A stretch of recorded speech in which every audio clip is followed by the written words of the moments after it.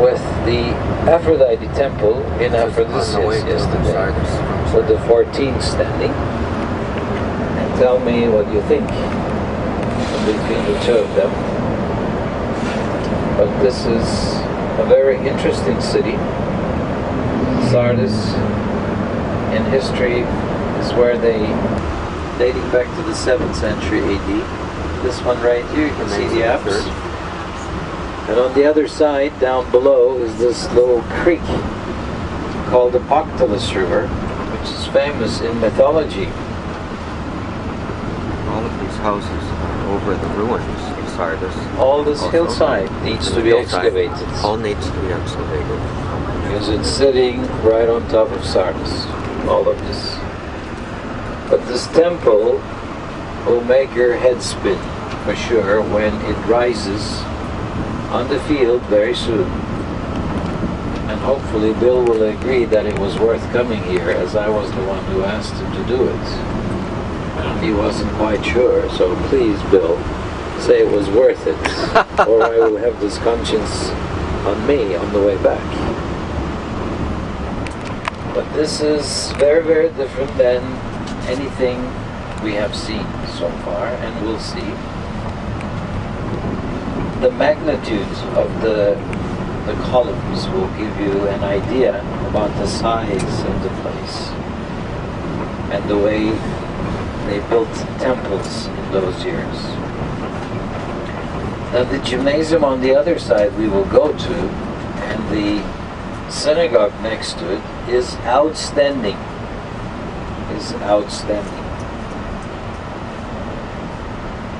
We have 2.5 buses that arrived here.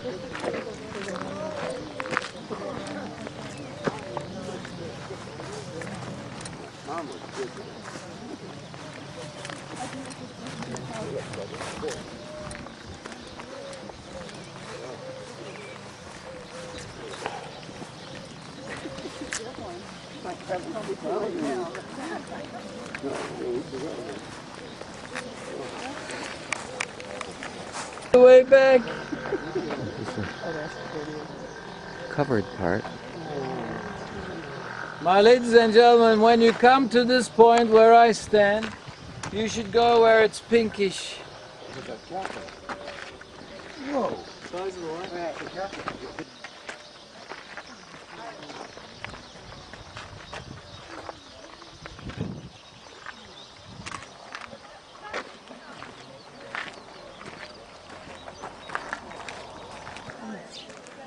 I'm hiding behind these pillars.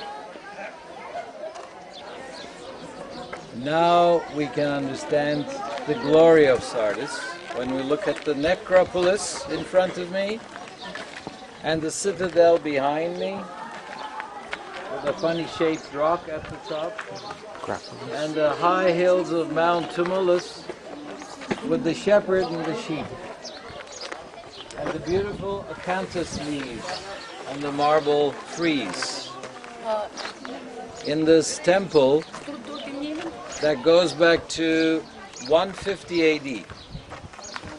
That's 100 meters long, that's about 300 feet, and 50 meters wide, 150 feet wide, a perfect rectangle. And it's of course a temple which is not the first temple in location. This temple was here in a different format during the times of Mother Goddess Kybele, because this is the major site. This has been a settlement ever since the Neolithic times. But we have not come to that level yet. And every summer they've been conducting restorations. In the last 40 years I've been a guide. I have seen progress, but not as much as in Ephesus. And not as much as in Laodicea. So certain places, for some reason, get more attention than the others. Aphrodisias has come alive in the last 40 years. So when you look at this great temple, And next to it is this 4th century AD church that I told you about, which when you go around it and to one of those hills, you can get the two together. It's a wonderful film like that. But please notice that this city is famous with Croesus and how he was known to be the richest man in the world. And please come closer, every one of you. So there's a lot of distraction going on this morning. It's difficult to make this speech here. Croesus, who ruled in the 6th century BC, the king of Lydia, the capital city was Sardis, where we are, by river Poctolus, where they were getting the first gold pieces together. And the reason why Poctolus River had gold minerals in it was because of King Midas, according to Greek mythology, washing his hands off to get the curse. Because everything he touched turned to gold. And he had to get rid of that curse. They told him to wash his hands off here. And so they had the gold here, which he minted. Gold always existed before, long before Croesus, but he is the first one to have minted it, so he could put them all into his pockets and walk away. And that's what made him the richest man of all times in history. He was so famous, he sent an invitation to Solon, the famous lawyer out of Athens in the 6th century BC. This is about 550 BC when he invited him.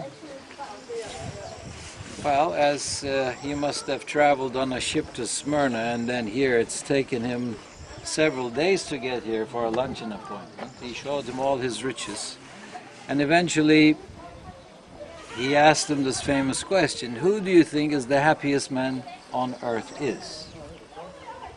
Well, Solon said, I know a man in Athens, his name is Tellus. To me, he is the happiest man on earth. This made him, Croesus, most unhappy, because he thought this would be him. That's why he asked this question. He showed him all these riches. And he said, of course, this should make a man happy. But by the time he finished his story, he was not very happy with his guest, Croesus. Nevertheless, Solon went back, and years later, the Persian army in 546 BC, like Tess was explaining, encircled the city. But it was an impregnable city, and it had a high wall on this side, and it was surrounded with all these wonderful things around, which made life difficult for the invaders. And on the 15th day, one of the soldiers of Croesus, while he was on guard, dropped a helmet in front of the city walls. And of course they could see the man having had dropped his helmet. But later on they realized, 10 minutes later, he was coming from underneath a rock, from the back of the wall, retrieving the helmet, going back again. And they knew that was the secret passage. So they waited till the night and entered the city the same way. So this... Remember that story when we hear the letter to the book of from the book of Revelation. To the Church of Sardis. Yeah. Okay, so basically he grabbed this city. Cyrus was the name of the invading armies. He was the leader, like Abgar. And so he had Croesus at the stake the next day, while the soldiers were pillaging the city, and he was burning alive. But they could hear him shout the words, "O Solon, O Solon," like "O Solo Mio," the song, okay?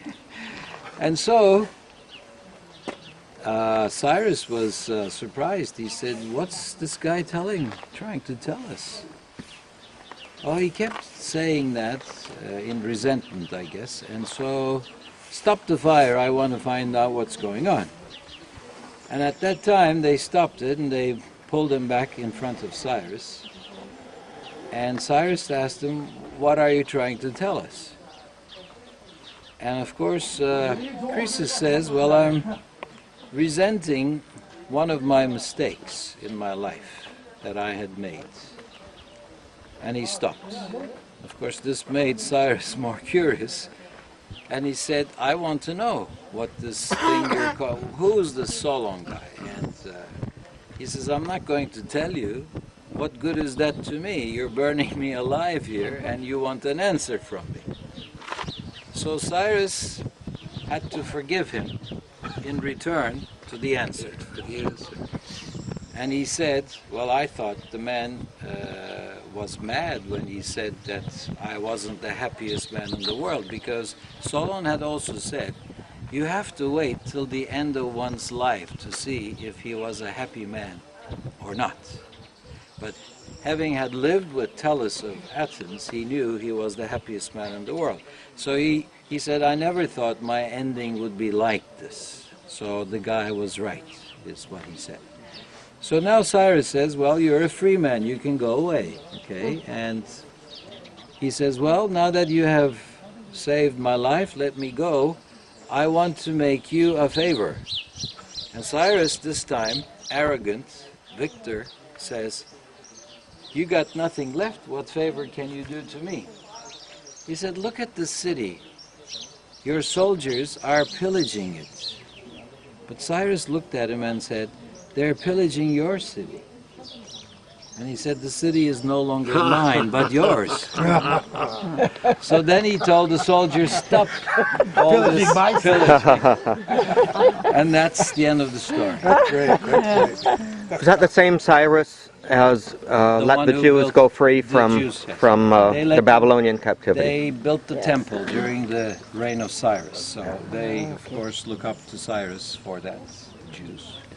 That's the same time, so we're looking into 546 BC, to be exact. And so this temple is one of the main temples we have. There's one in Didyma, where the oracle was, the Demayon as we call it, and has big columns like this, but the two from a distance, with these different pieces put together, the way I explained it to you with the lead inside, is really fantastic, everyone. You can just go around now, it's not as crowded, and take some pictures. How tall is it? And this right here is about 60 feet. Now, this is about 12 minutes before 10. I'm going Of the siege, and how that siege ended and Cyrus was able to invade when you hear this. To the angel of the church in Sardis write this: the one who has the 7 spirits of God and the 7 stars says this: I know your works, that you have the reputation of being alive, but you are dead. Be watchful, and strengthen what is left, which is going to die. For I have not found your works complete in the sight of my God. Remember then how you accepted and heard. Keep it and repent. If you are not watchful, I will come like a thief, and you will never know at what hour I will come upon you. However, you have a few people in Sardis who have not soiled their garments. They will walk with me, dressed in white, because they are worthy. The victor will thus be dressed in white, and I will never erase his name from the book of life, but will acknowledge his name in the presence of my Father and of his angels. Whoever has ears to hear ought to hear what the Spirit says to the churches.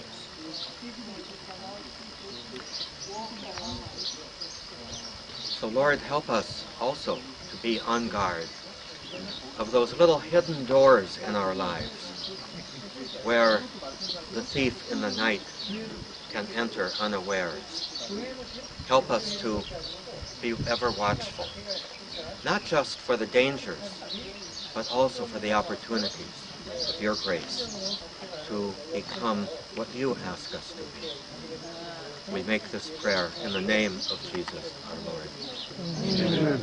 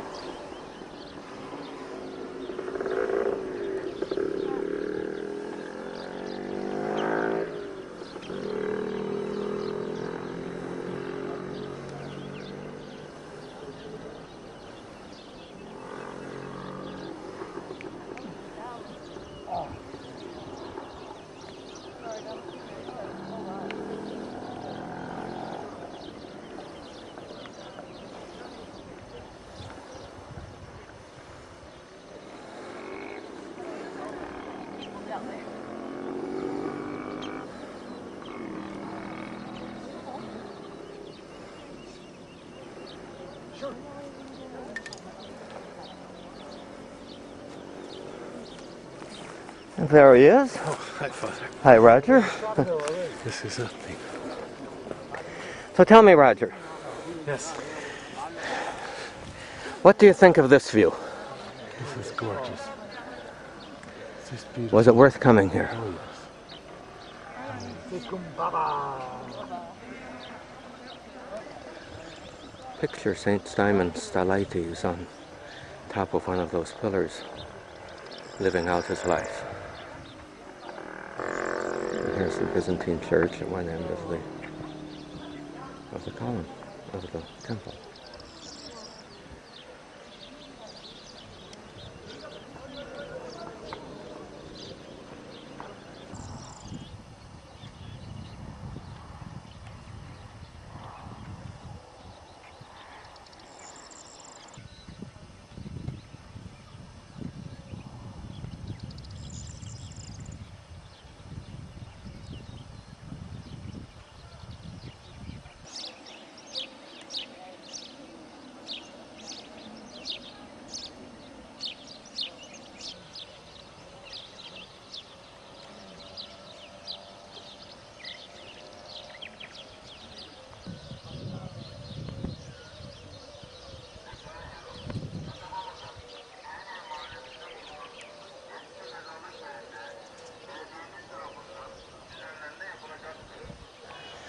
And here's the new excavation, just coming along it.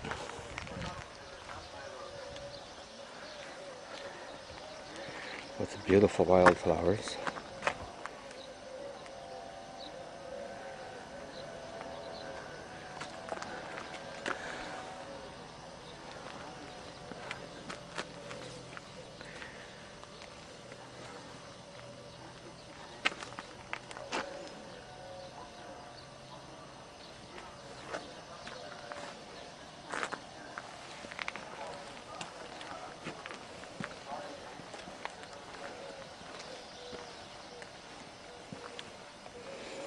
Here's the other side of the same excavation. Painstaking digging down.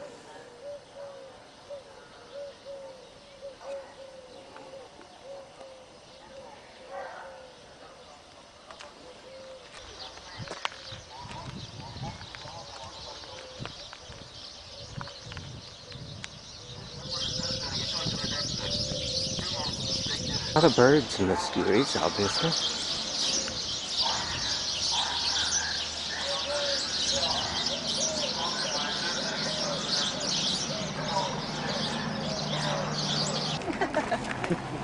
Coming into the shopping area. Yay, shout. And it starts saying here, reading here, Byzantine shops. And then I will show you a 1st century AD road underneath today's road, which would be the time of St. Paul's missionary works. This way, please.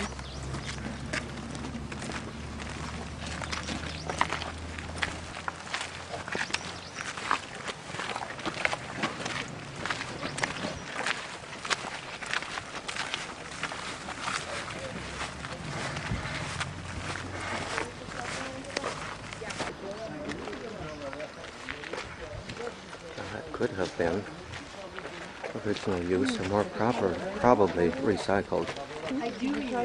Oh yeah, they're wonderful.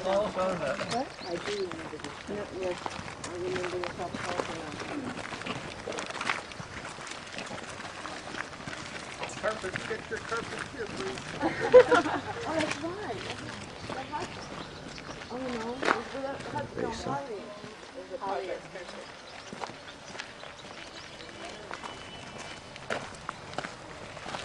That's the level under today's road, the first century. This is called the King's Road throughout Turkey. Today, before the Silk Route roads, they had these King's roads through Anatolia. The west wing ended, now starts the east wing. Here's a restaurant for lunch.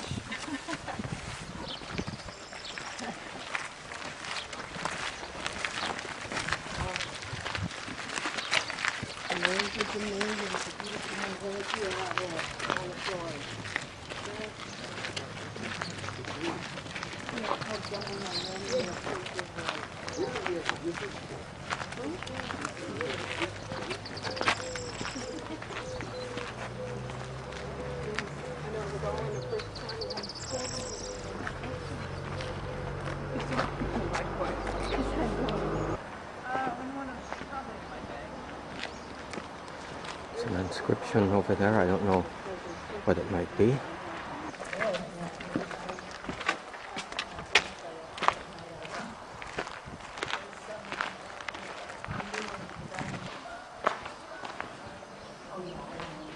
This way, please, 10. I'm assuming this has all been reconstructed. Yeah. Outside the Everyone wall. coming closer, please. Formation columns. Oh, this restored Scripture from the using Greek to Roman. 70 all and kinds of 78. lettering. But this is a gymnasium, a school. In German they call it Gymnasium, as you know, like a high school in our times. And so it is derived from the Roman training costumes, the way it seems. This is the pool. No, it's much deeper than this. It's just. It would have been much looking at deeper. least 2.5 feet below this would be the actual width that they will have to go down. But it gives you a good idea about the size. Those are like changing rooms on the other side, basically used. This facade is not as elaborate as the other side. And there are classrooms on the sides. Like where we came through, there were classrooms. And there's classrooms. To the right, you can see all that.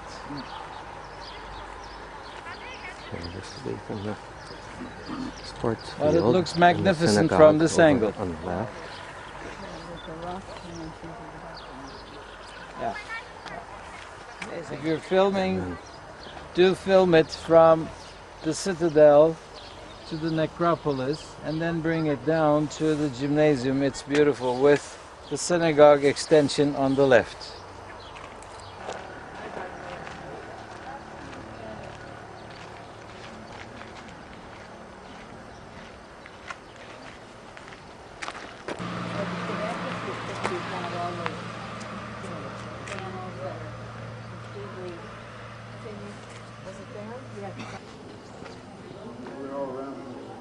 Which is true in Holland, from what Bill is saying. In the Dutch army, they have the Friday off for the Muslims, Saturday for the Jewish, and Sunday for the Christians. That's a solution. That's why the Dutch never come. Well, that's good too. Well, Little dice game. so it shows you Jewish people played that as well. And trying to not step on the mosaics, I want to take you to the front of the synagogue. Please, let's walk around this way. We're on top of a Hellenistic building. I will show you the remains of that Hellenistic building. Bill and I, we were talking about how tall those columns were, and he said at least it must be on a one-and-one basis going down, that deep, to hold the structure together as a substructure. Because we get tremendous earthquakes, I mean, let's face it, and they're still standing as is.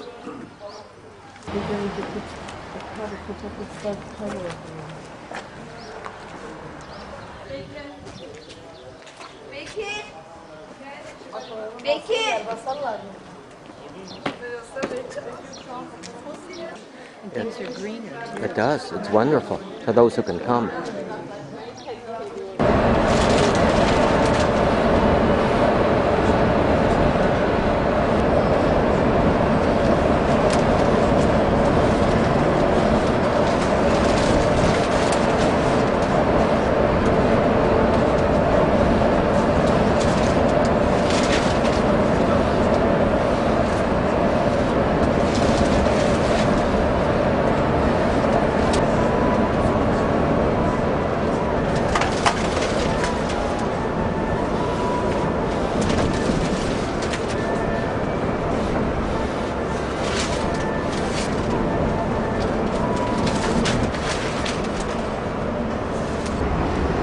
Mountain with the Ghost Tower,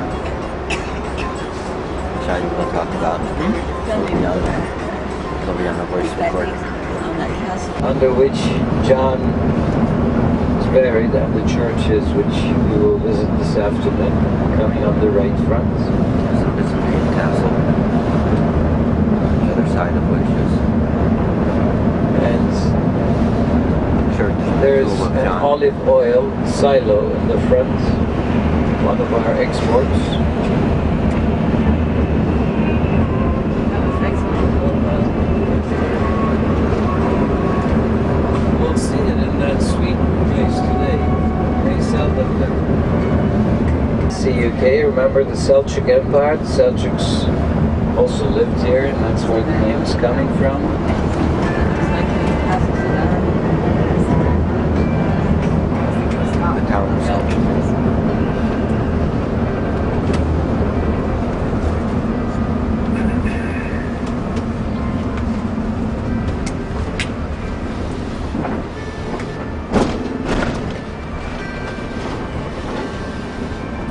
Vay be, ağaçların dibine kadar gitmişler ha.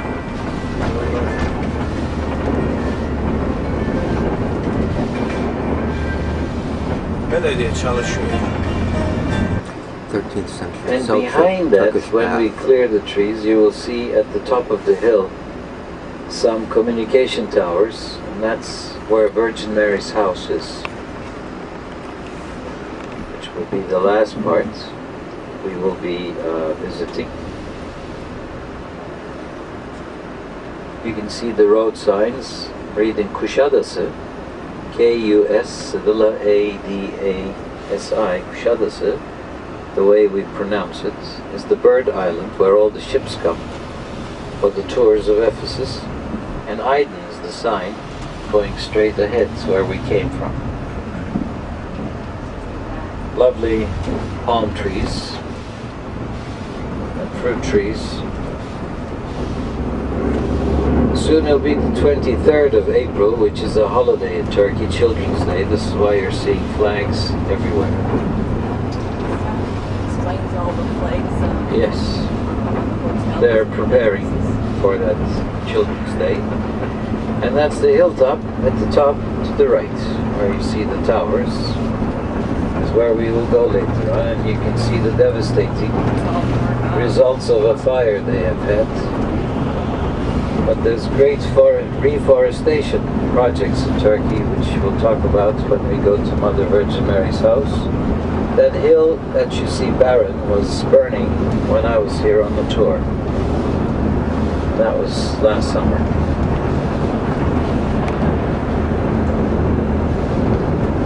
The hill to the right, behind which is the third Ephesus is located, is the grotto of the seven sleepers and their dog, a story in the Quran that talks about these seven men and their dog, who had to leave town during the reign of Emperor Decius. This is 249 to 251. They took refuge as Christians into that grotto because of the torment which the Romans were giving to these early Christians. Apparently they went to sleep, woke up 309 years later, according to the Quran. So they were hungry, which is normal. They went round the corner to Ephesus to buy food with the money left in their pockets. But it was no longer negotiable, so the food was given for free. They went back to the grotto, had their last supper, went to sleep, never woke up again. That's the way God will reawaken people, is the story. Read the sign, 7 sleepers right here, please. It's underneath that rock formation to the right. And you are seeing some remains in the front. Remember that gymnasium in Sardis yesterday? Hello? Yes. Put it here. That's what it's going to be like when they will put it all together. This is the Ephesus gymnasium. Everyone, we were supposed to be here at 8, 3 minutes past. More of that is on the left. And there's restoration work already going on in the last 3 years here, but this is where it's going to be. We're going to leave the bus very soon. I'll give you your tickets to go into Ephesus, and then we'll meet the people. Here we are going into Ephesus.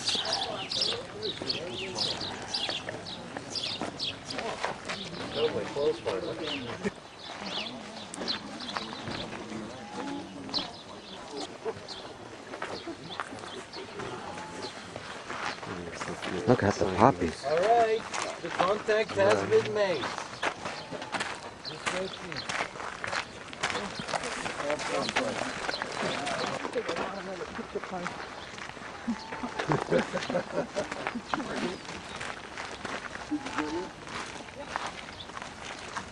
So enjoy this beauty.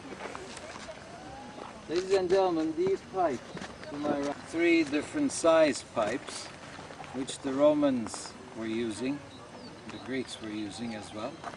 Terracotta pipes, maybe like 75 centimeters long and about 18 centimeters in diameter, like that. And added end on end for the system, or the much wider ones for the sewage. And again, similar to these in size are the hypocaust ones. So there are 3 different sizes we're talking about for the heat. And as I will show you one of the Roman baths in different sections today, you will know what it exactly was like in a Roman bath. Those are various baths, by the way, all that to the right. And that dates back to the 2nd century AD. And this, of course, is the top of one of the hills. There are other hills around, so this is like the Acropolis of Ephesus, and we're talking about the 3rd city of Ephesus, which was founded by Lysimachus, or Lysimachus as some people call him. One of the 4 generals of Alexander the Great was the founder of this 3rd city of Ephesus. Now the 3rd city, I will tell you about the other 5 cities because I told you on the bus it'll be totally 5. When we are in St. John's burial site this afternoon, we will have a topographical map which will explain everything nicely. And you will see each one of the sections on this topographical map. But we are between these 2 hills here, and Mount Nightingale that you are looking up to, where Virgin Mary's house is, Mount Nightingale. where the grotto of Paul is located, and Mount Pion on the other side are the 2 hills in between the city was built as the 3rd city of Ephesus.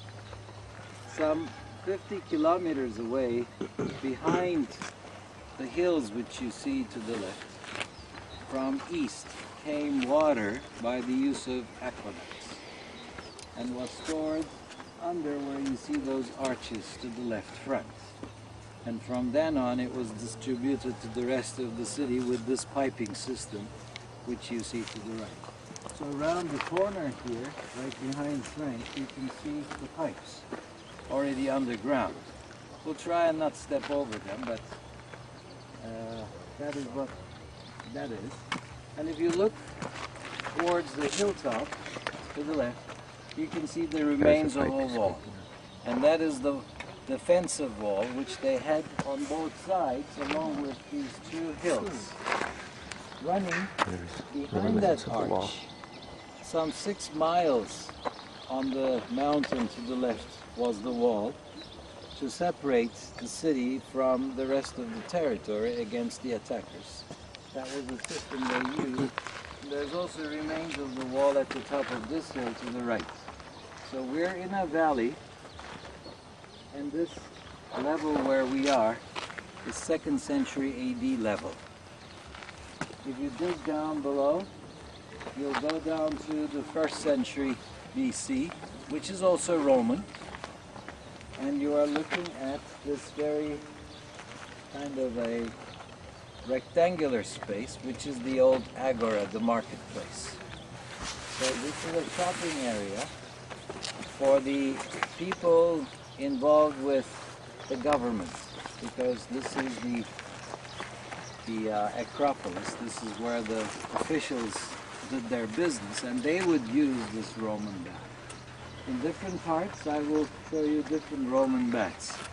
So it was used by different people. Like they had Roman baths for the rich, for the government officials, for the sailors who came down to the harbor, and they were quarantined there for about 2 days before they were allowed, after being washed and cleaned, checked against illnesses, then they were allowed to come into the town to keep the city safe.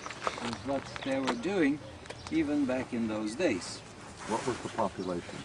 250,000 when Paul was here, which was one of the 4 large cities in the world.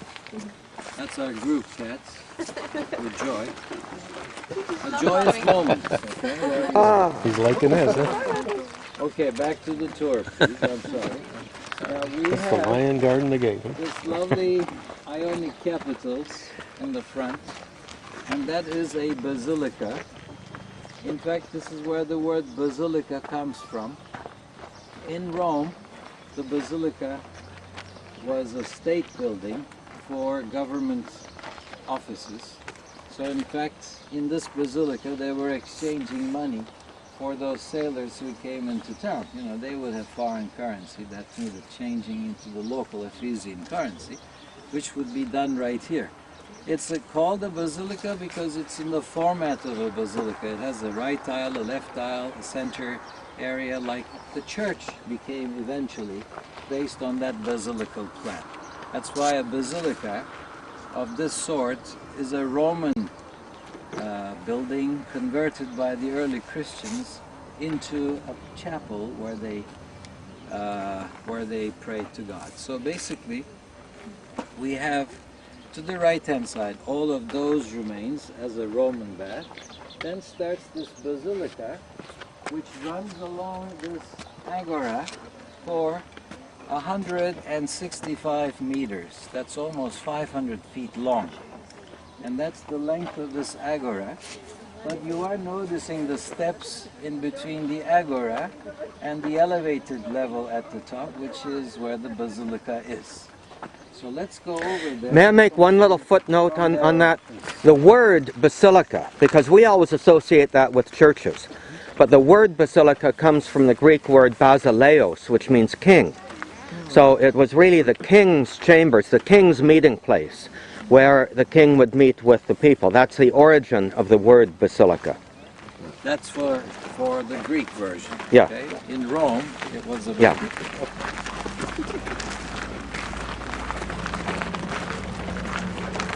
Different-sized pipes here. This is a good one to take a picture of right now. added end on end, as you can see. Right, you can see the different levels which we just talked about. Okay, and from this beautiful piece of column put together, you can see the right aisle, and from the right aisle, the center aisle, and from the center aisle to where the wall is as the left aisle of a basilica plan. And it's very long. You can see where the people are in red. That's the 500 feet we're talking about in length for a basilica building. From remains of this basilica building, when it was no longer serviced like that, they built this terrace-style house in the 6th and the 7th century, recycling the materials from here. So this kept happening all the time, as it does in our times. People in Turkey, when they dig for an excavation, not necessarily for an excavation, but to build a house on the lot that they own, they find stuff like this. And as long as they register to the museum, they can keep, like finders keepers, they will keep them as long as it's in their house registered like that. And they will maybe use it. I've seen in people's homes like something like this, okay, and they put a nice glass top table on it and use it for coffee. It's beautiful, okay? Yeah, I like that. Yes. So chop the next piece up and use it for that. Remember the dice games we talked about yesterday? There's more of that stuff here. I'm sorry.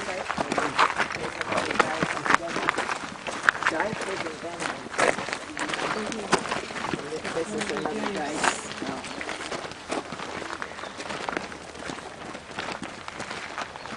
We are going into the Bolletarian Odeon complex, everyone.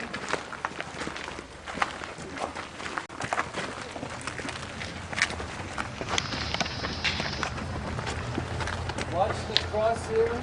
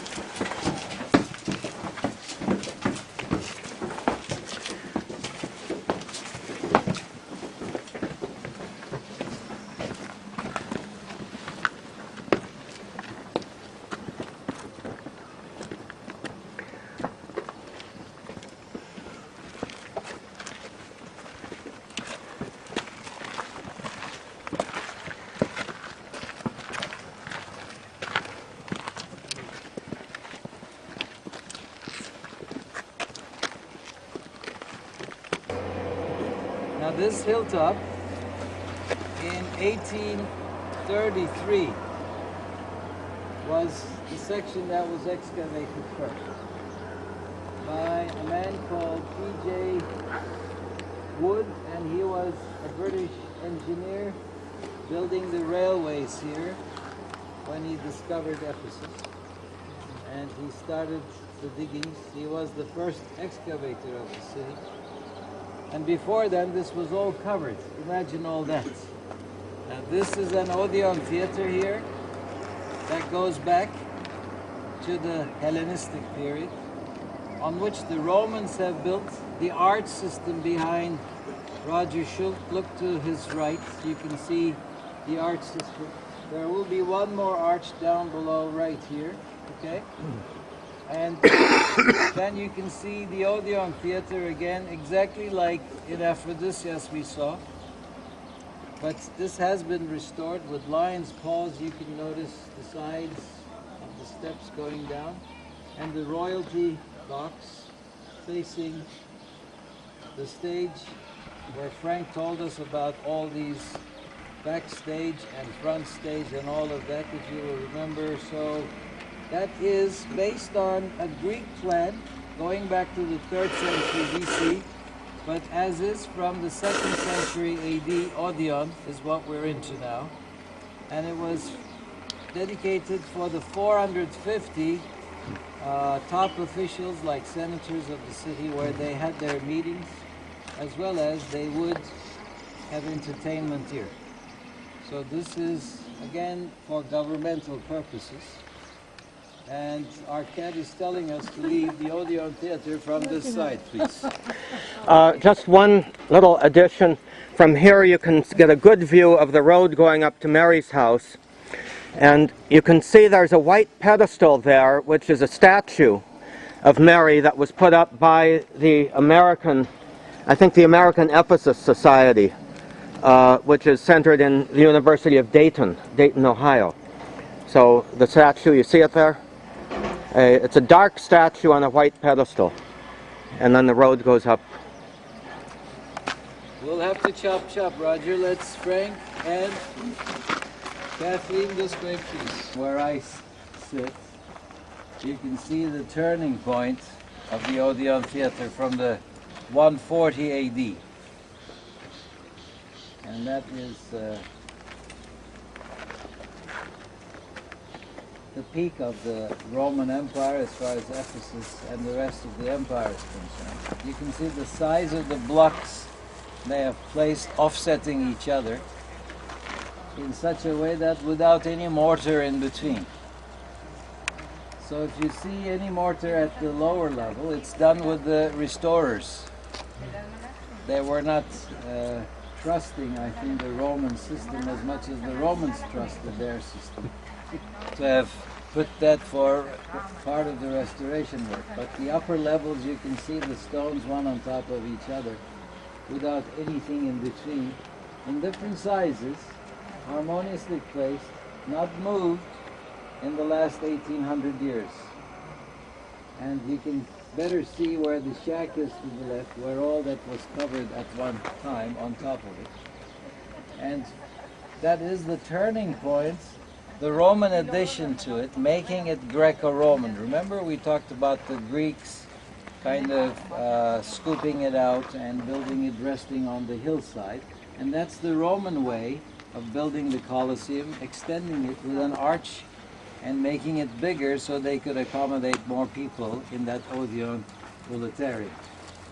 Now from that wall space up to right behind Anne, there is a space which is the sacred, like the space where they worshipped the goddesses and the gods.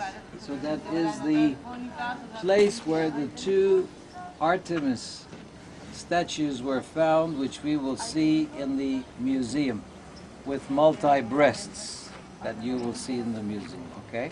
That's where they excavated that, and that's where they had the eternal fire which went on, and the belief was as long as the fire was kept, the city was safe. So they had it going the whole time. And from then on, it ends with those Ionic capitals in the background. Then you look to the left and you begin to see the Doric ones with scripture on the Doric, and that basically separates the two chambers from one to the next. Well, those two chambers in our times resemble like the Parliament and the Senate in some countries, like the Houses of the Lords and the Commons in England, for example, as an alternative. One would make the law, the next would be ratifying it. So you are looking at the two chambers, one closer to us, one in the back, separated by those Doric capitals. You can see them two together. Let us not forget, as we go through this town, where 250,000 people recorded at the time of Paul lived, we are looking at about 20% of Ephesus that has already been excavated since 1833. It's over 170 years, and that's a lot of excavations to be done. Now, I had a group of excavators, archaeologists in 75. I went to Pompeii with them, and then they were here in Ephesus. And their remark was, at that time, only 12% of Ephesus was excavated in 75. Now it's 20%. And even 12% was out and 75% of Pompeii was out. Everyone said Ephesus was the queen of all the ancient cities. In grandeur, in size, in richness, in trade, in religious activity as a result of all of that was the reason behind it. We better move along before anything else happens. Empty again in all your lives. All right? And you, and I will Some do buildings that too, behind us and going down the main street. because it is possible.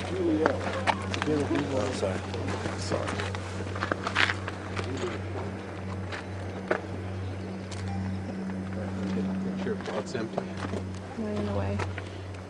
Somebody's here. It's amazing to find this place so empty.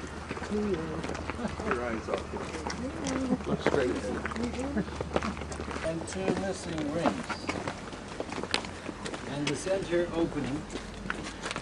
Imagine a system like a lighting system, like a torch, in the middle of the road, tied from four ends.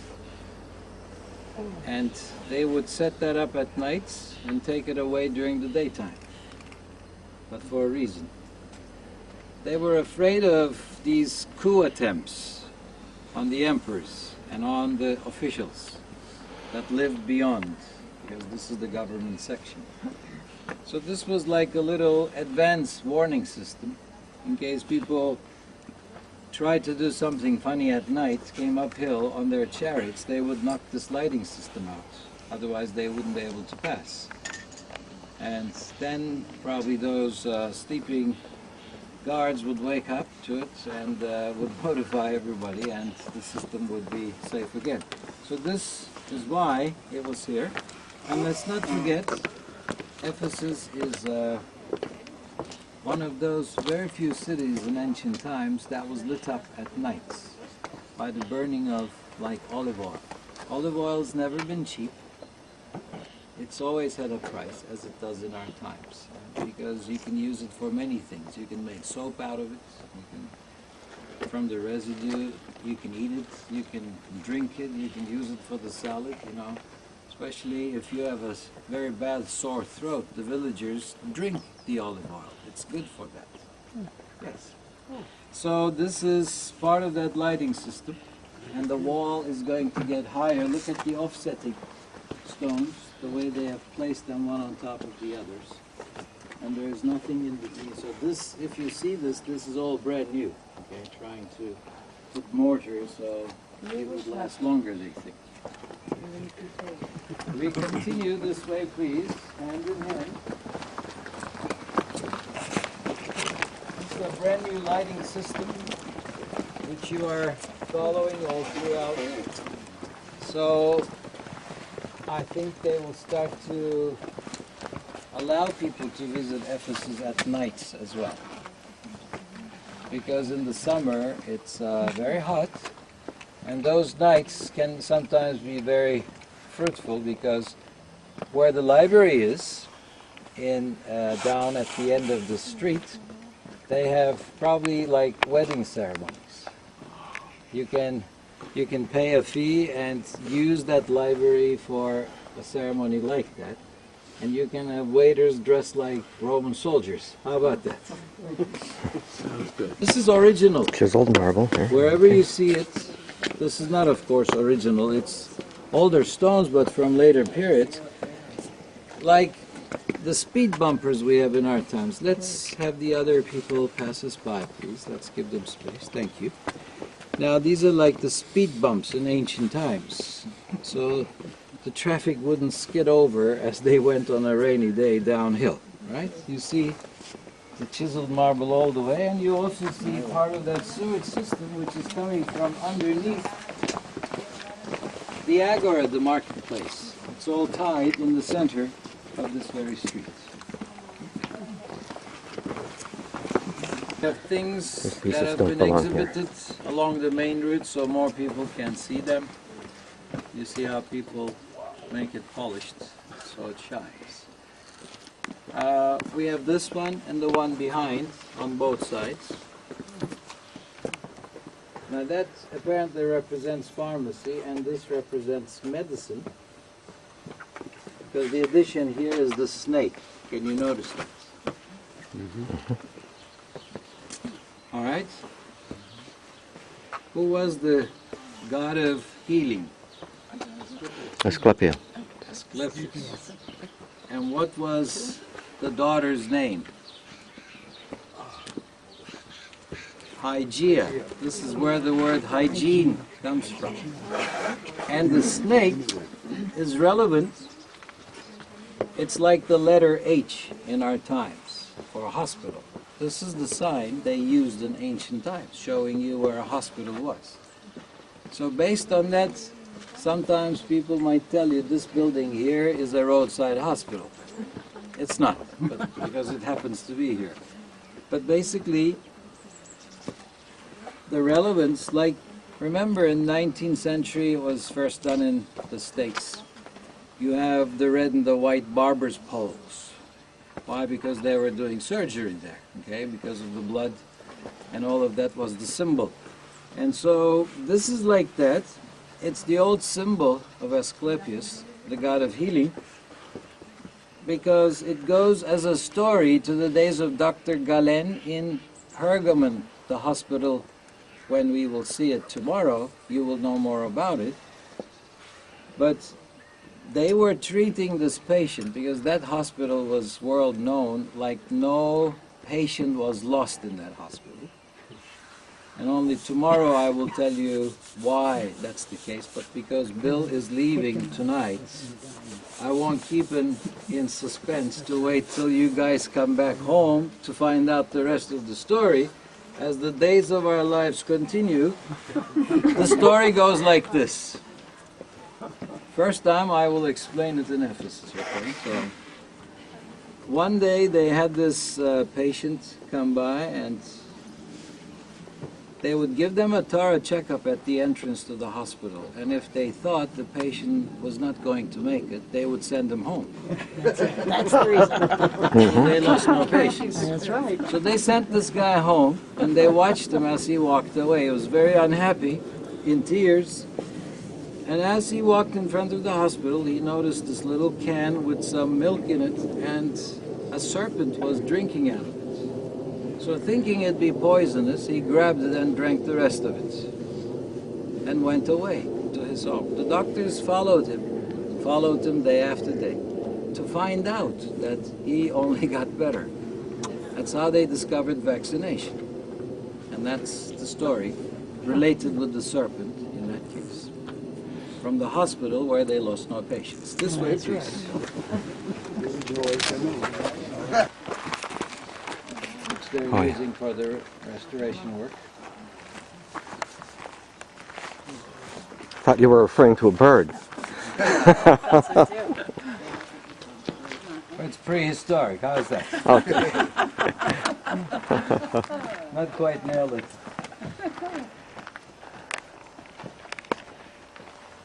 So, this gives us a fairly good lookout to the inside of the so-called hospital building,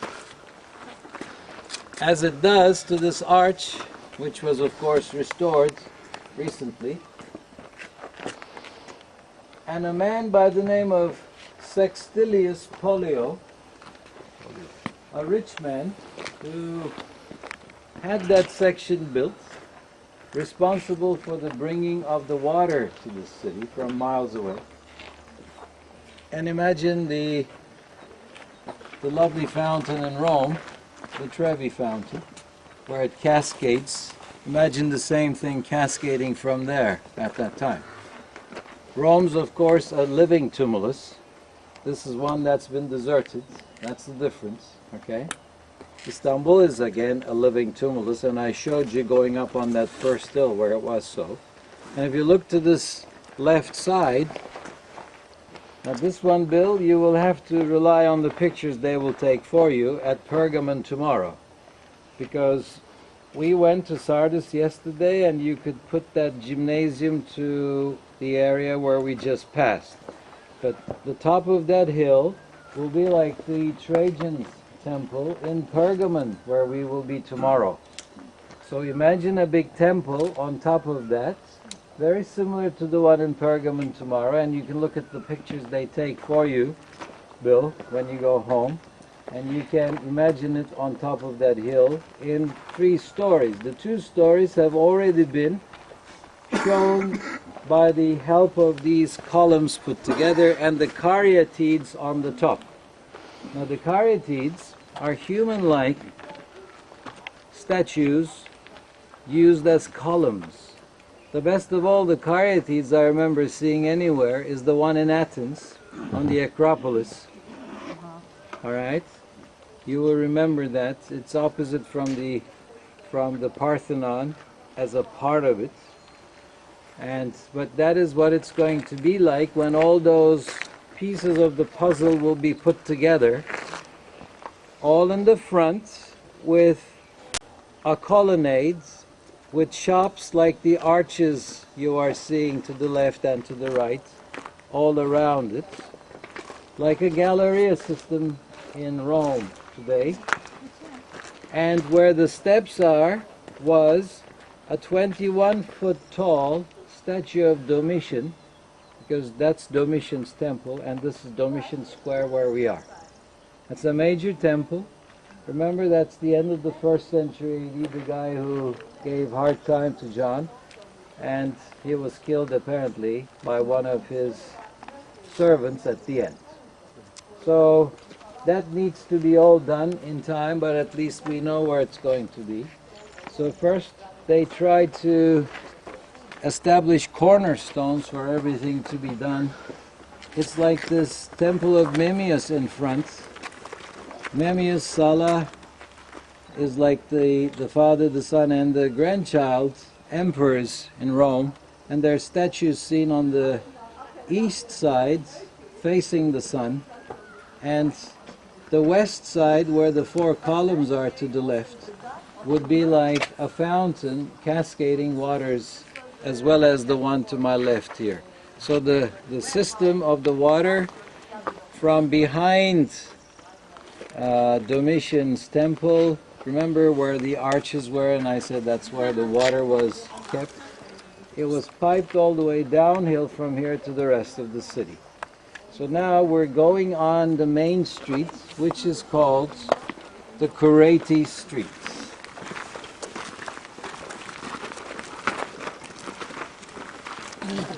The goddess of tennis shoes. With wings flying to victory. Look at that. Light. Yes, exactly. That's why I sent you there. Thank you. I'll go the other side. Father Tom, you'll never have it with Frank and the tennis shoes like that. Right, that's true. You can see Domitian Temple in the 2nd level rising up. It's monumental, what it's going to be when it's finished.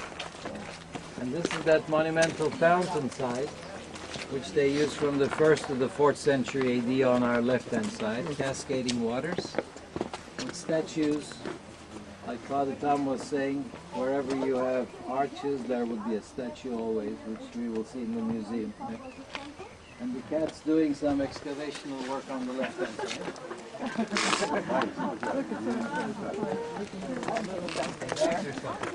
Wonder what she's like.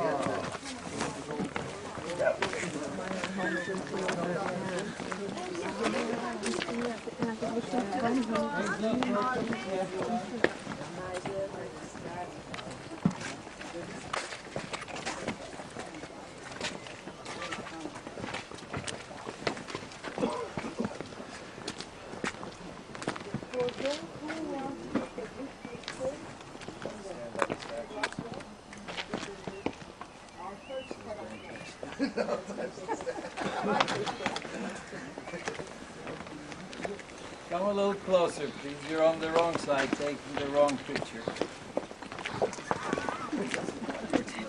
Look where Bill is and look at the statues there and take those pictures.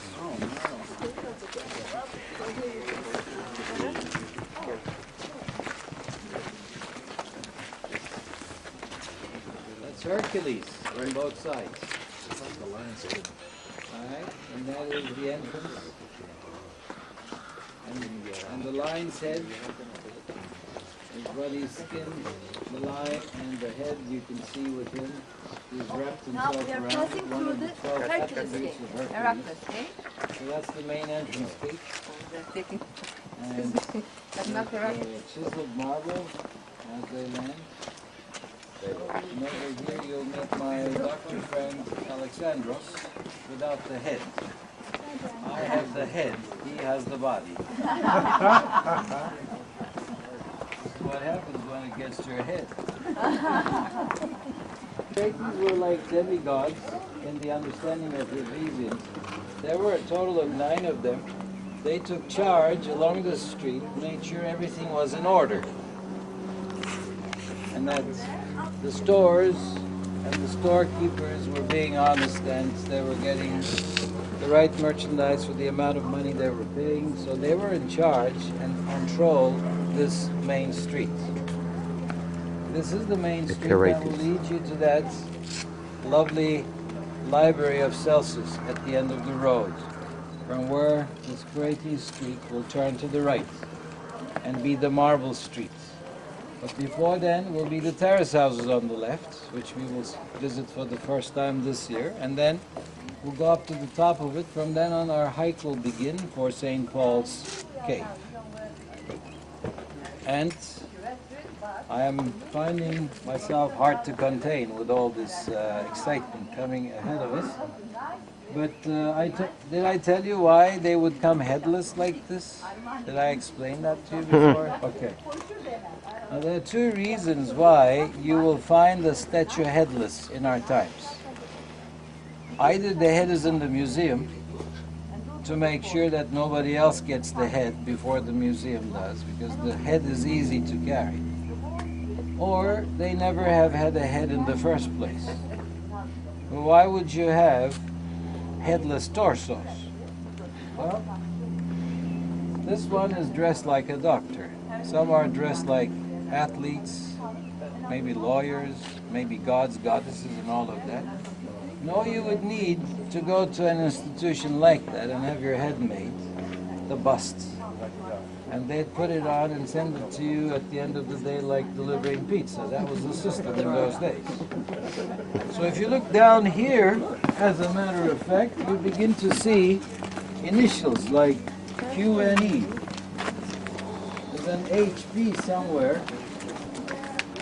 Oh, someone dropped coffee here. I cannot believe this. There's a CYK here. Where's the AC?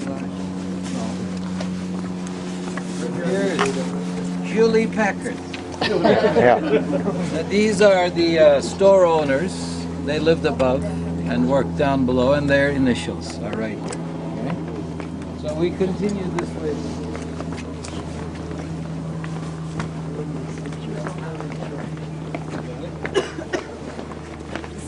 Hopefully Tess can sit on the other side. Next to it, yes. Yeah, that's it. Tess. Yeah, this is Tess. Tess.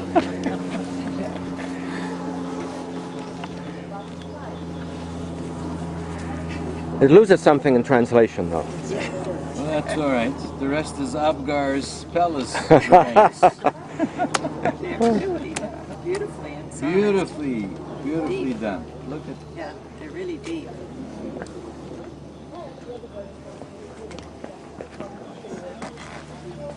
We will leave the rest of the discussion for OLA. Please come this way.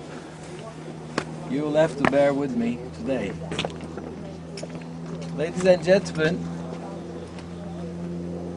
you look at that, which is Trajan's fountain. He was here on 2 accounts, 102, 104 AD. And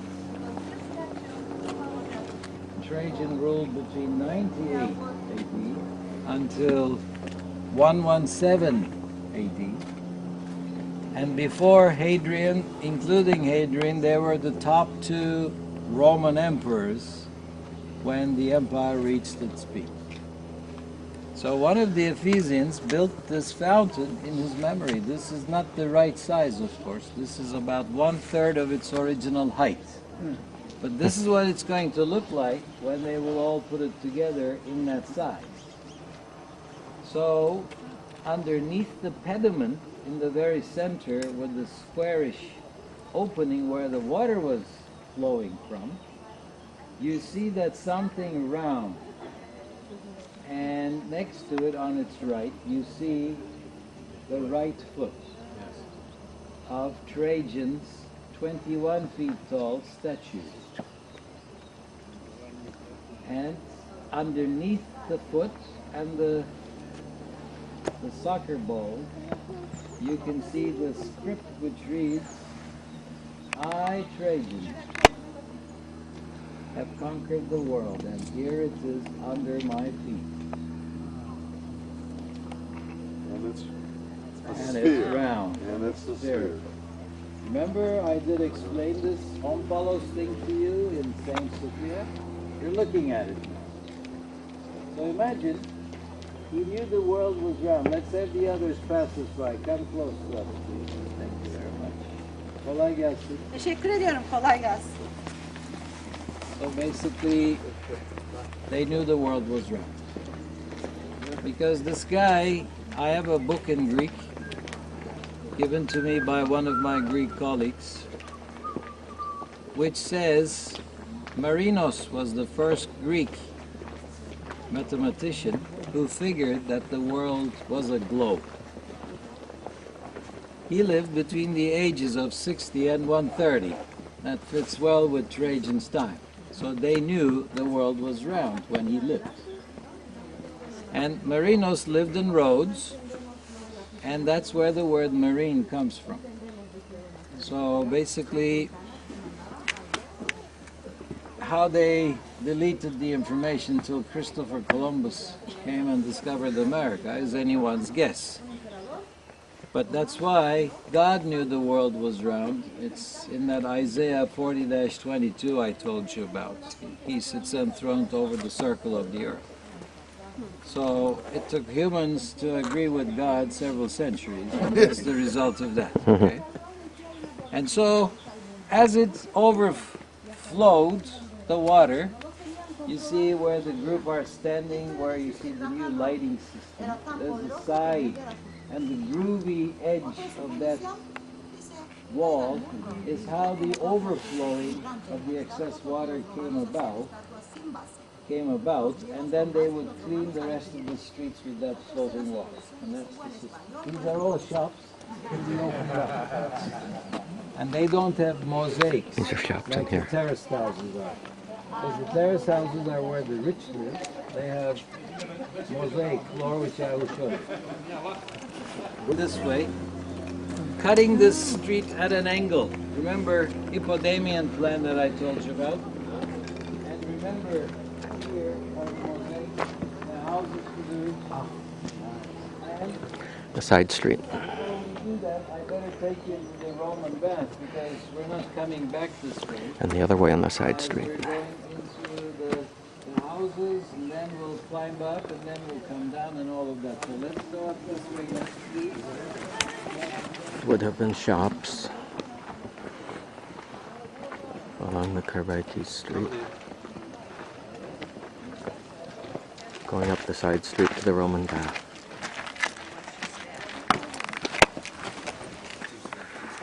You gotta be Be careful with the careful, steps and the this is planks. broken here, the wood section. You see the piping system right here. Father Tom, this is where we are.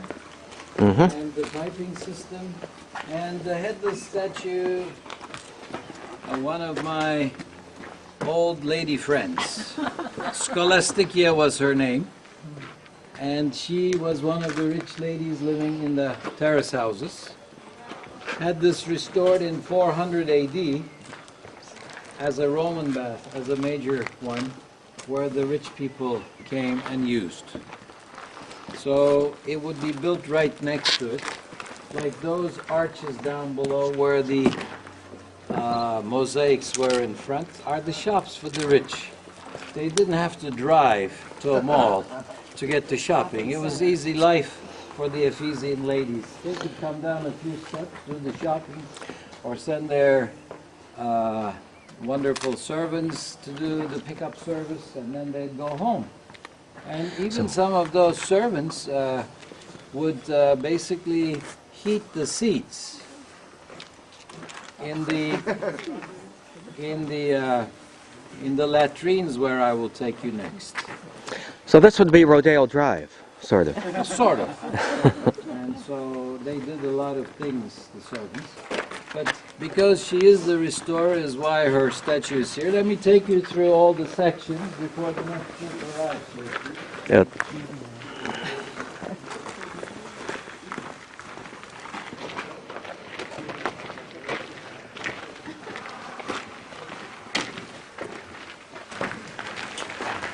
No entrance place, he says, so you have to come in quick. Watch this one. Thank you. It would come back out of I hope so. it. No, but I Please mean, we keep don't going. keep going. Chop, chop. We won't stay here too long, but take pictures while I'm speaking. Oops, careful. Where I stand is the level which reached to the other side. Can you see it? This was covered with marble slabs, under which it was heated with wood burning. And the pipes for the hypocausts carried the heat to different parts of the Roman bath. And this comes in sections. And this is the hottest part. This is where you would lie like you go in a Turkish bath. You lie over the marble and you sweat. And then they will wash you here. So you look at the sides, please, and see the different levels of the stories. This is at least a 4-story section right here. Wow. And you can see the holes through which the marble was fastened onto the wall. So the marble was taken away from there and recycled somewhere else later. It's why you don't see the marble section. So let's come back to over here and talk about the rest here.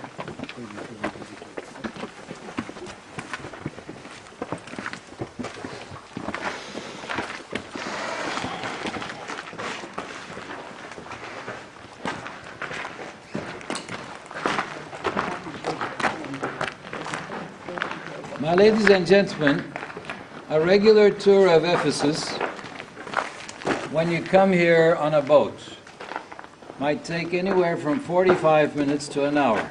All right, so remember that. And he'll never come here. He'll go on the main streets. It's like orientation drive of the city, okay, the way it's done. So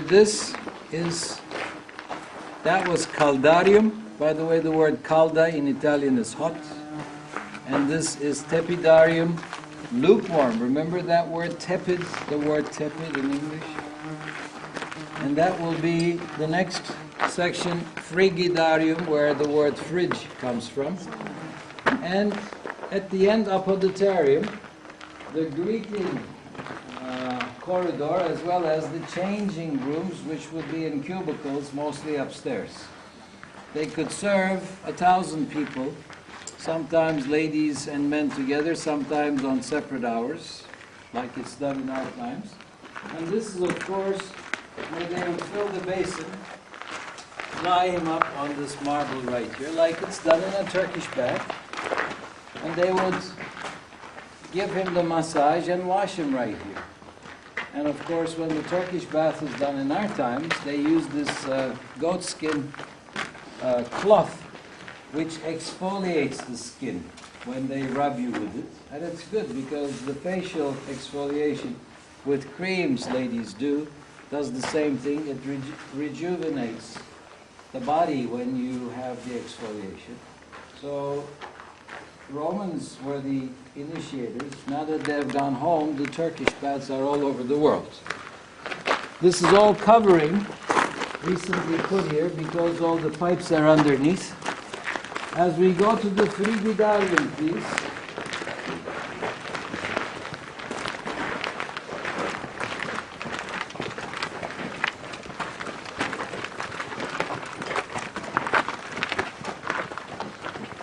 This is a big place. I will show you its size when we're out of it. It's hard to understand when you're inside. This is a round pool right here. Frigidarium is like when you come out of a sauna, you have a cold dip. That's what it's all about, okay? Before you go back and go to your cubicle and dressed up again. This way we leave the place, please.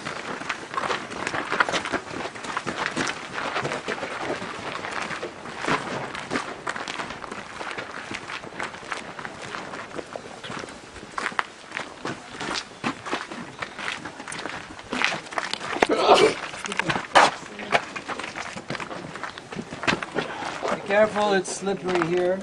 Pieces of marble go sideways like skiers do.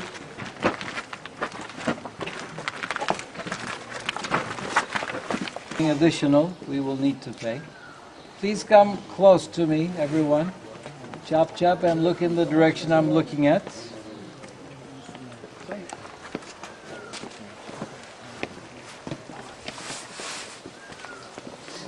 I'm looking at Hadrian's temple along the Crete Street, and you can see the 4 pedestals in front with statues and a lovely arch decorative with those millions of eggs of fertility, and in the background you can see that Medusa again, which I explained to you in the underground cistern in Istanbul, where the countess leaves. She is making sure that this temple was blessed for the visitors. On the right side of the Medusa head in the background, there you are noticing some Amazons who were the early founders of the town, the Amazons. And in the center of this front arch, you're seeing another bust-like Tyche, the name, and that's the goddess for this very town of Ephesus as a protector. And the story from left to right, if you put it into simple format, is the foundation story of the town of Ephesus, which was, for the first time, according to the Greek legend, founded by a Greek commander like Byzas for Constantinople, Byzantium. This was Kodros, going to see the oracle in Delphi, and the oracle told him to go across the sea, and wherever he would find these symbols of a wild boar, fire, and fish is where he should colonize.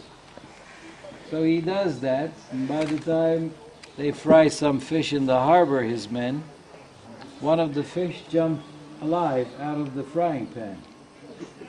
And it catches fire in the bush. There they find the wild boar running away. Kodros kills him and sets the town up, and that is the ending of the Athenian king colonizing where Ephesus was founded some 1300 years BC. This is about the time of the Trojan War, bud. And so you're seeing all of that symbolized with lots of eggs of fertility. Now there's the latrines, and our gentleman in red is the one who will take us to the top of the hill. So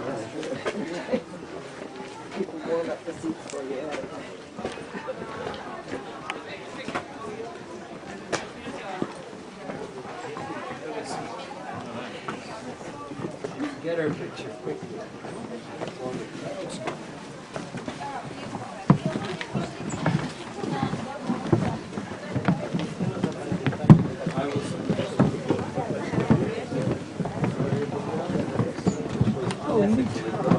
Putties. They had separate ones.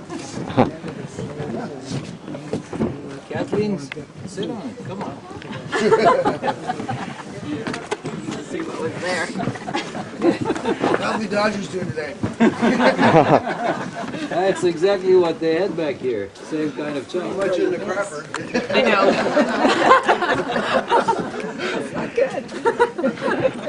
Everyone, now you know how it feels. Why they had servants warming these seats in the winter. It's not that they didn't have something like this back home, because those are luxury villas, which we will go through. And so, but this is where they socialized. I'm not kidding. There's no separators. This is only for men. 43 men would gather here. From there, it's right opposite, okay? So they would discuss politics. And maybe Dodgers. But this is where dirty politics started, is what I'm told, okay? Oh, So, well, okay, that's what they told me. I'm only a storyteller, okay? They must have all been constipated. oh, This has gone on record, Doctor. Now we have, they would be if you sit here long enough. yeah. Now this little groove thing here is for running water, for cleansing. It's hard to imagine, but the center is open air, and this was all covered. So they had fresh air. And imagine musicians playing music while they were open doing air. their things. Another kid.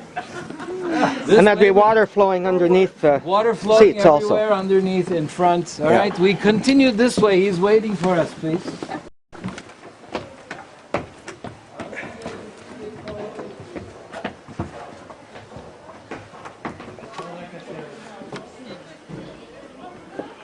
No escalator?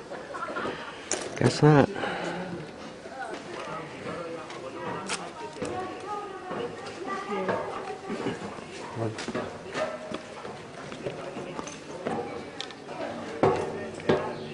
I like to do that. At least Yeah. it explains kind of what. It's okay. Go ahead.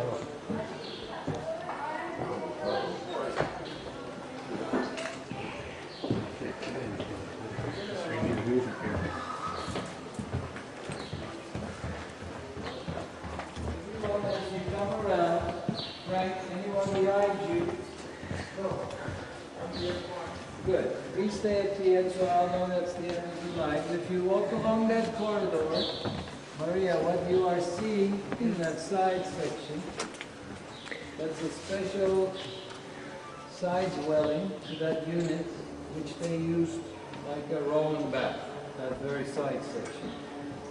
And then you're looking at the dwelling unit 6, as they call it. And this is known as the marble hall because of all the marble wall decorations they have discovered. They're putting them piece by piece, as you can see it. It's a very difficult job to do all that, which is why it's been taking years. Now these are rich units, everyone.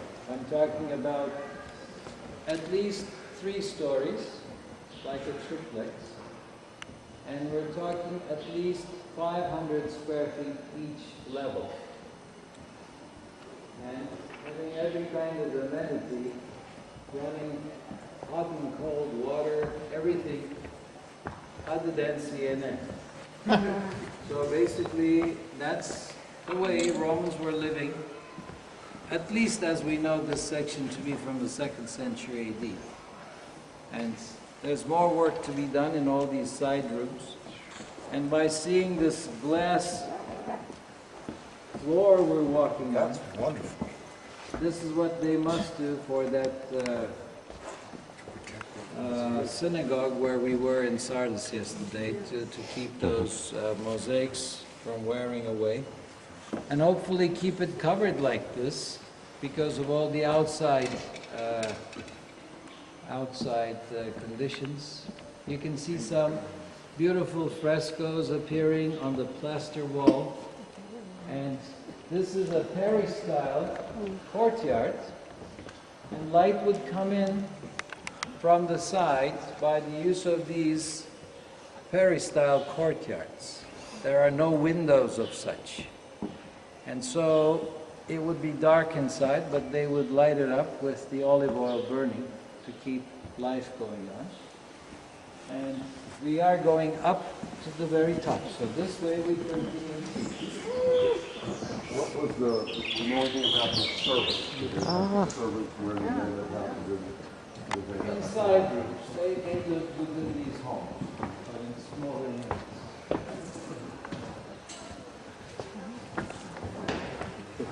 Look at the side of this symbolism.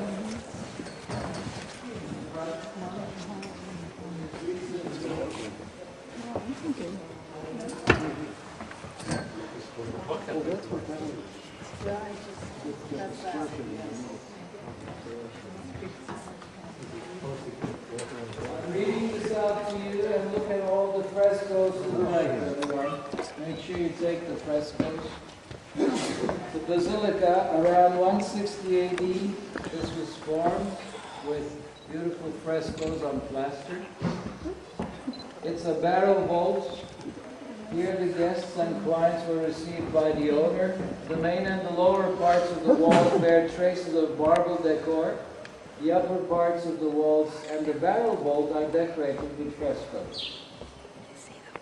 And a water basin is situated in the center of this room, which was roofed by a cross vault. Especially, this is amazing as far as the frescoes are concerned. It's very difficult to find original frescoes. And they have just stuck them on. They haven't repainted them, is what I'm saying. Keep noticing the beautiful mosaic floors as we go around. Could I make a comment? In Paul's apostolate, if there was a wealthy person, and there were very few of them, but if there were a wealthy person who would be converted, part of the condition for their conversion was that they would welcome all who were faithful to come to meet in their home, which would probably have been totally unheard of within that society. That the poor would have to be welcomed as well into the rich person's home, which was a fairly revolutionary and difficult thing to do. Of those recorded in Acts and the letters of Paul, how many might have been this wealthy? That's very hard to say, if any. We continue, please. Watch your head. A lunchroom for the workers.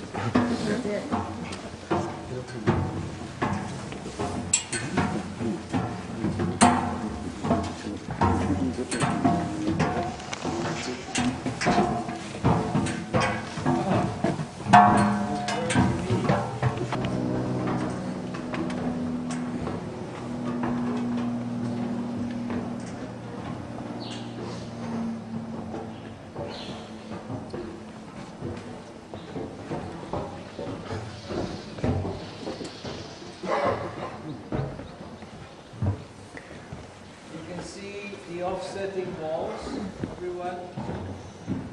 It's called the Hellenistic structures. It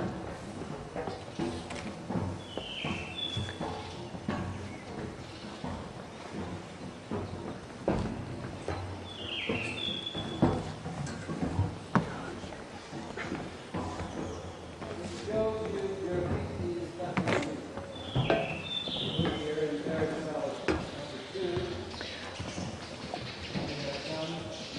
Several graffiti all over the house.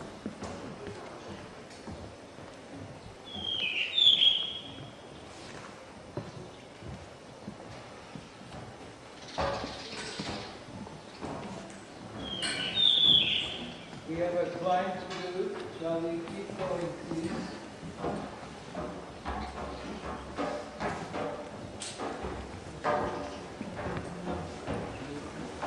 Here you are seeing all the contributors to this project of putting the roof up. And this is called the Paris House 2 in late antiquity. Down below here is a good angle for the pictures. You can see more extent of these homes. And when you do, remember Çatalı, which we couldn't see like this. So if you put the two together, it'll be more meaningful.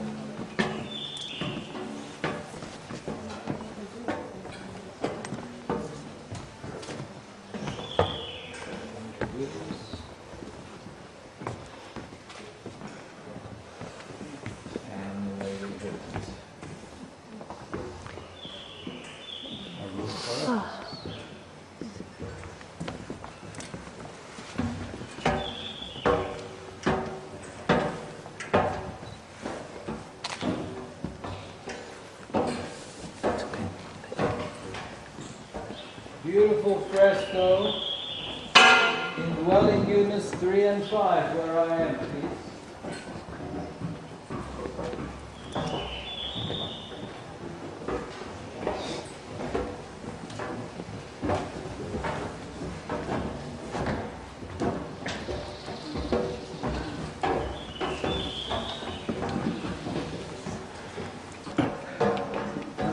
Definitely the high note district. They had to have service because they didn't have elevators or escalators.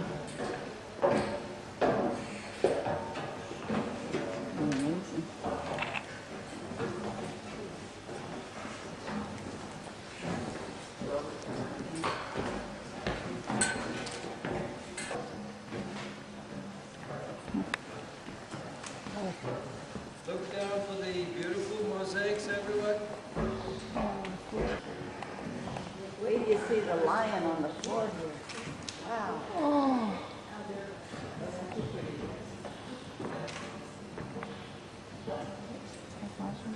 Amazing. Trying to turn up on mosaic.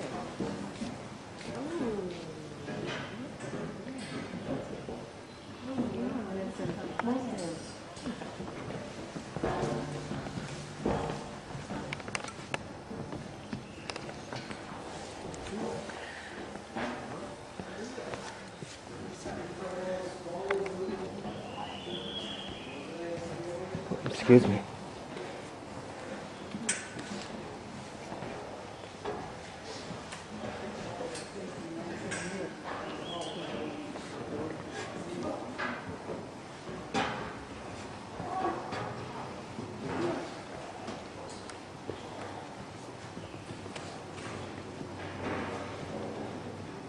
Well, those are the 9 muses on the walls there.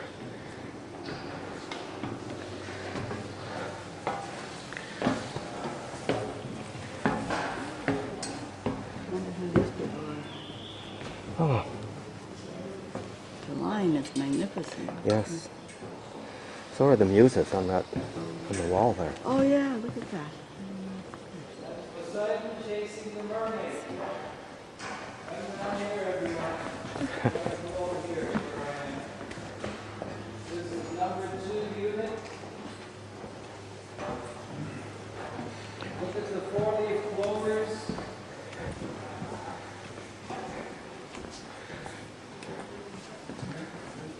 One thing you can notice, each room has a different pattern.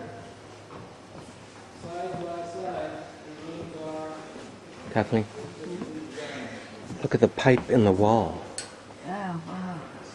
covered So- over with plaster. So we saw the one, the horizontal. Yeah. And we went. The pipe down here. The pipe going up the wall, covered with plaster.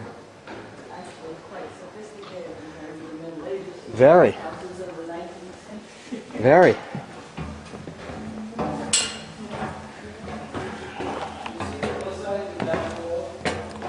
Oh, look at that. Oh my goodness. Oh my. Oh, that's glorious.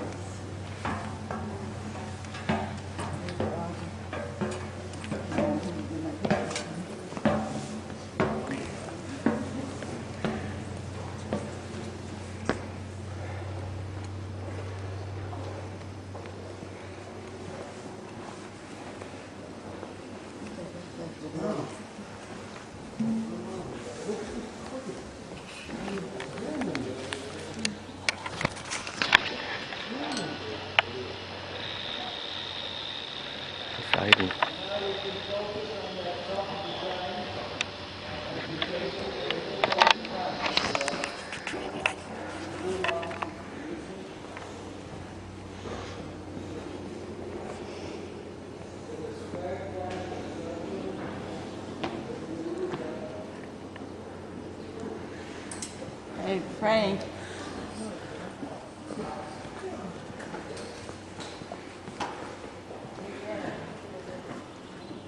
Frank, chop chop. Well, I can't chop chop if everybody in front of me is chop chopping. No excuses. Just chop.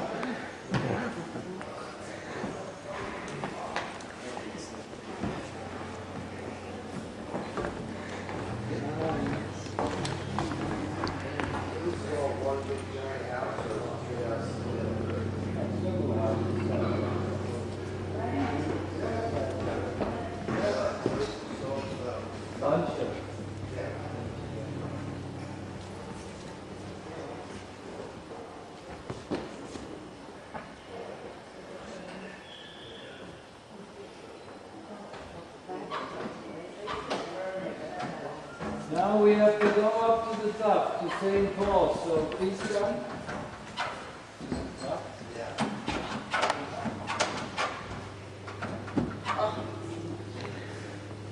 Somebody want to run downstairs?